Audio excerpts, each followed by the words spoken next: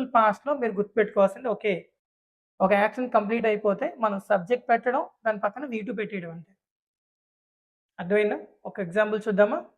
నేను క్రికెట్ ఆడాను. I played cricket. I played cricket. మరి నేనే కాకుండా వేరే సబ్జెక్ట్స్ ఎవ్వరికైనా అది వి2ఏ. రైట్? ఎగ్జాంపుల్స్ చూద్దాం. మేము క్రికెట్ ఆడాము. వి ప్లేడ్ క్రికెట్. మీరు క్రికెట్ ఆడారు. You played cricket.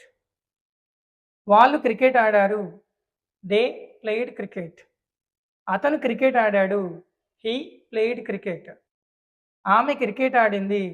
She played cricket. Sorry, it అంటే ఇక్కడ ఇట్ ప్లేడ్ క్రికెట్. అది క్రికెట్ ఆడింది అంటే, సార్ అది క్రికెట్ ఆడదు కదా సార్, వస్తువు క్రికెట్ ఆడదు కదా అంటే, ఇట్ అంటే ప్లేస్ కూడా అయి ఉండొచ్చుగా. ఓకే, ఇండియా క్రికెట్ ఆడింది. ఆ ఇండియాకి బదులుగా నేను ఇటు వాడుకోవచ్చు. Right? So it played cricket.